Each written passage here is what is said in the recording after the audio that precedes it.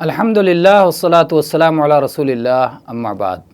اجازت طلب کرتے ہوئے کنیت ذکر کرنے میں کوئی حرج نہیں۔ آدمی ایسا کہہ سکتا ہے کہ میں فلاں کا ابو ہوں، یا عورت کہہ سکتی ہے میں فلاں کی امی ہوں، یا اسی طرح سے اگر تعارف کے لیے ضرورت ہے کہ وہ کہے کہ میں فلاں شیخ، فلاں قاضی، فلاں ڈاکٹر، اور ایسی کوئی بات کہے، ایسا کوئی لقب ذکر کرے جس سے اس کا تعارف ہو جائے، تو اس میں کوئی حرج کی بات نہیں۔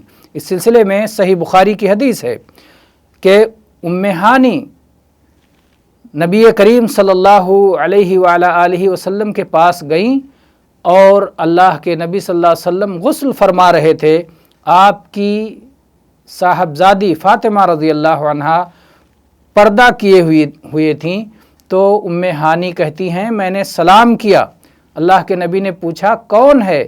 میں نے کہا میں ابو طالب کی بیٹی ام ہانی ہوں۔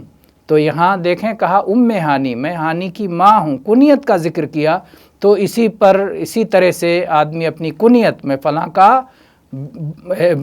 باپ ہوں، میں فلاں کا والد ہوں، یا اسی طرح سے لقب وغیرہ ذکر کر سکتا ہے تاکہ تعارف ہو جائے۔ واللہ اعلم والحمد للہ رب العالمین۔